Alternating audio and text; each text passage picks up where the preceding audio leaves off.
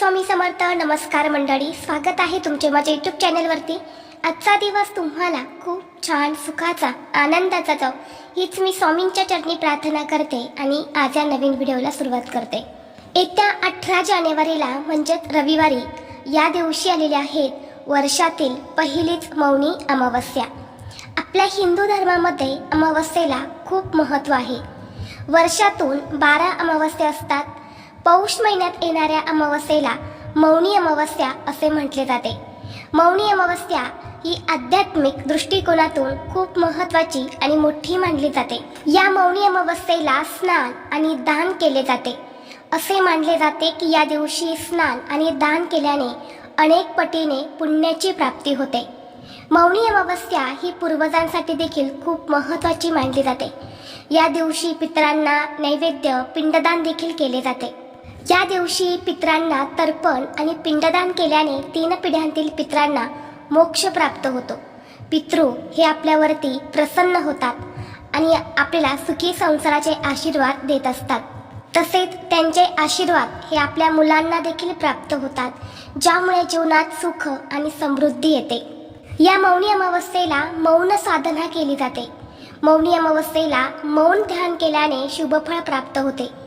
आपण सर्वसामान्य लोकांना या दिवशी मौन पाळणे शक्य होत नाही, परंतु या दिवशी आपल्याला जितकं शांत राहता येईल तितकं शांत राहण्याचा प्रयत्न करायचा आहे.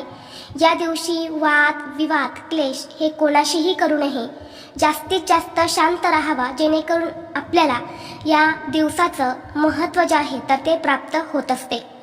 अशा या मौनी अमावस्येचा प्रारंभ 17 जानेवारीला रात्री 12:03 होणार आहेत आणि समाप्ती 18 जानेवारीला रात्री 1:21 होणार आहेत.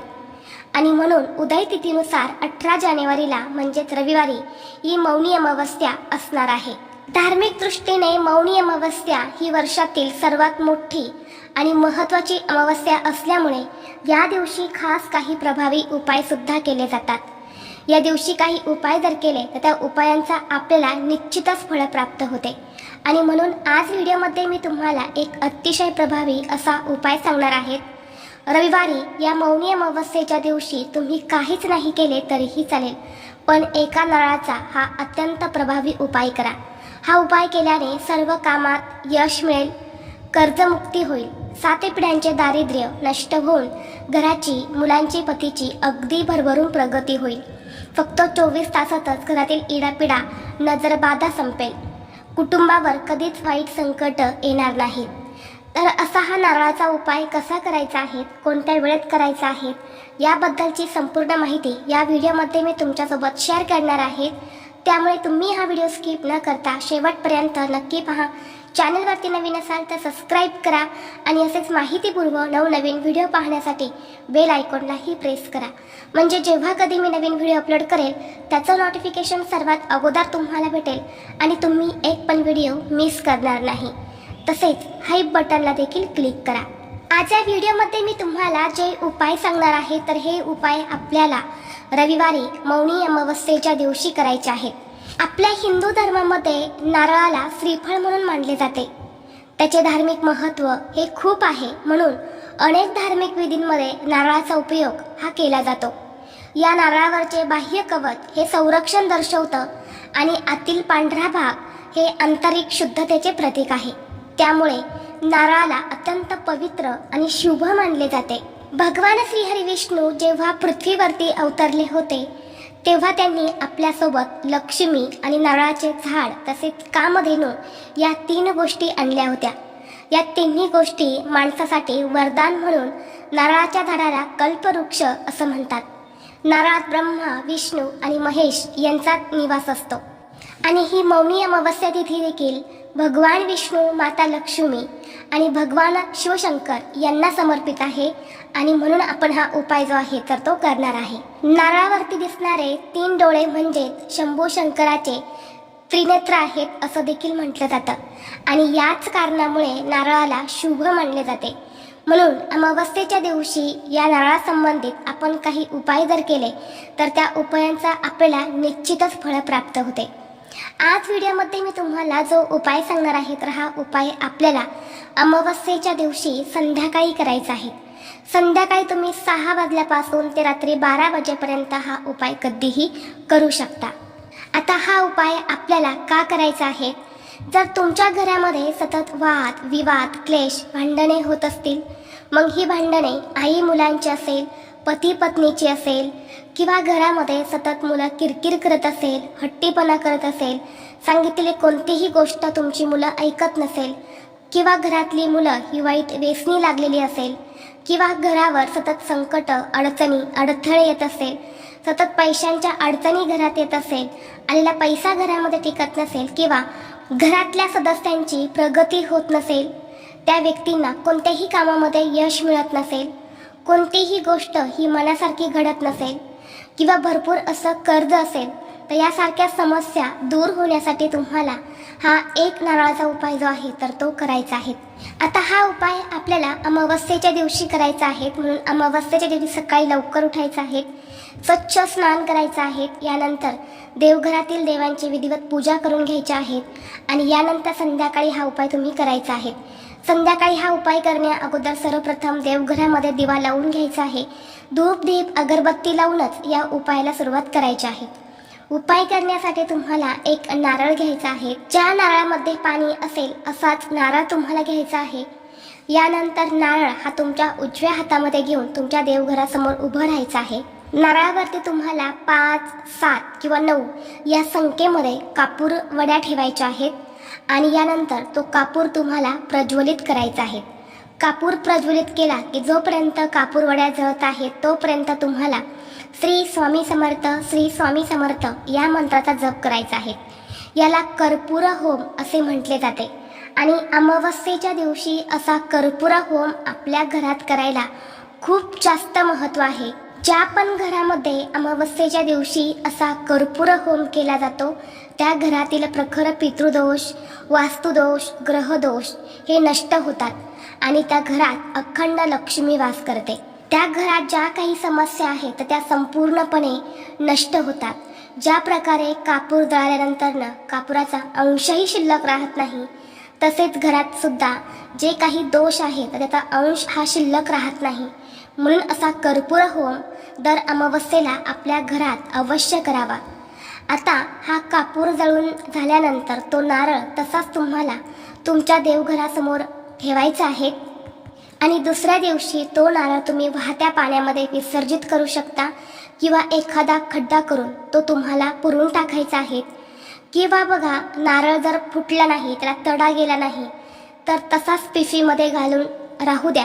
पुढच्या अमावस्येला पुन्हा त्यावरती तुम्ही कापूर वड्या ठेवून असा कर्पूर होम जो आहे तो तुमच्या घरामध्ये करू शकता. तर असा हा छोटासा उपाय जो आहे तर तो तुम्हाला मौनी अमावस्येच्या दिवशी संध्याकाळी अवश्य करायचा आहे आणि शक्य असेल तर हा उपाय तुम्ही सायंकाळी 6 वाजल्यापासून ते 9:30, 10 वाजेपर्यंत करण्याचा जास्तीत जास्त प्रयत्न करा. कारण या वेळेला आपण जे काही उपाय करतो तर ते सिद्ध होतात, कारण ती लक्ष्मी येण्याची वेळ असते.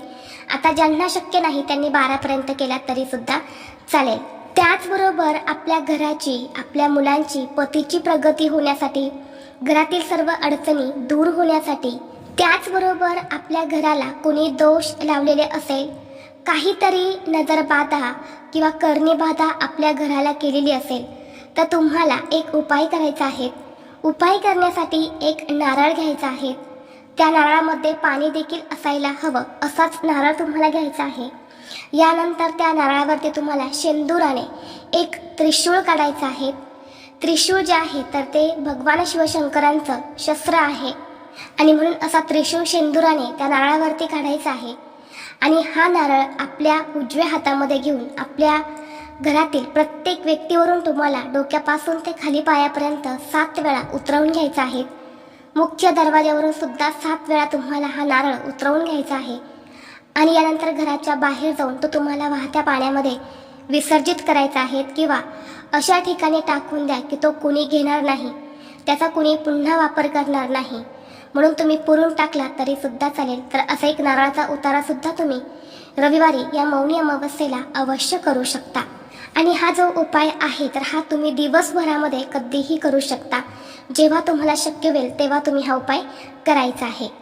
त्याचबरोबर जर तुमच्या मनामध्ये एखादी इच्छा आहे, कष्ट प्रयत्न करूनही जर तुमची इच्छा पूर्ण होत नाही किंवा कोणत्याही कामामध्ये तुम्हाला यश मिळत नसेल, कोणतीही गोष्ट ही तुमच्या मनासारखी घडत नसेल किंवा तुमच्या आयुष्यात एखादा शत्रू आहे, त्या शत्रूचा तुम्हाला वारंवार त्रास होत असेल, शत्रू हा गुपित वार करत आहे किंवा समोरून तुम्हाला त्रास देत असेल, शत्रूमुळे तुमच्या कामामध्ये अडथळे येत असतील, तर असा शत्रू त्रास दूर होण्यासाठी, सर्व इच्छा मनोकामना पूर्ण होण्यासाठी तुम्हाला या दिवशी एक उपाय करायचा आहे. तर हा उपाय करण्यासाठी सुद्धा तुम्हाला एक नारळ घ्यायचा आहे. त्यानंतर एक मूठभर काळे उडीद जे असतात तर ते तुम्हाला एका कागदामध्ये बांधून त्याची पुडी तयार करायची आहे. आणि या दोन्ही वस्तू घेऊन तुम्हाला तुमच्या घराजवळ असणाऱ्या महादेवाच्या मंदिरात जायचं आहे. महादेवाचं मंदिर नसेल तर मारुतीच्या मंदिरात जायचं आहे आणि तिथे जाऊन तुम्हाला या दोन्ही वस्तू अर्पण करायच्या आहेत. नारळ फोडायचा नाही, फक्त हा नारळ आणि काळे उडीद जे आहेत तर तिथे तुम्हाला जाऊन अर्पण करायचे आहेत. आणि दोन्ही हात जोडून तुम्हाला प्रार्थना करायची आहे. तुमच्या आयुष्यात ज्या काही समस्या आहे तर त्या दूर होण्यासाठी तुम्हाला प्रार्थना करायची आहेत. जो पण व्यक्ती मौनी अमावस्येला हा उपाय करतो त्या व्यक्तीच्या आयुष्यात एकही शत्रू हा उरत नाही. शत्रू त्रास, शत्रुदोष हा नष्ट होऊन सर्व इच्छा मनोकामना पूर्ण होतात. तर हे असे उपाय जे आहेत तर ते आपल्याला या मौनी अमावस्येला करायचे आहेत. मौनी अमावस्येला आपण जे काही उपाय करतो तर त्या उपायांचा आपल्याला निश्चितच फळ प्राप्त होते. आणि अमावस्येचा दिवस असा आहे तो महिन्यातून एकदाच येतो. या दिवशी आपण जे काही आपल्या आयुष्यात असणारे दोष, नकारात्मकता, अडचणी दूर करण्यासाठी जे काही उपाय करतो तर ते सिद्ध होतात. त्या उपायांचा आपल्याला निश्चितच फळ प्राप्त होते. म्हणून तुम्ही हे उपाय नक्की करा. व्हिडिओ तुम्हाला आवडला तर लाईक करा, चॅनलवरती नवीन असाल तर सबस्क्राईब करा आणि हा व्हिडिओ आपल्या मित्रपरिवारासोबत जास्तीत जास्त शेअर करा. चला तर मग भेटू असंच पुढल्या एका नवीन व्हिडिओमध्ये. तोपर्यंत सर्वांना श्री स्वामी समर्थ.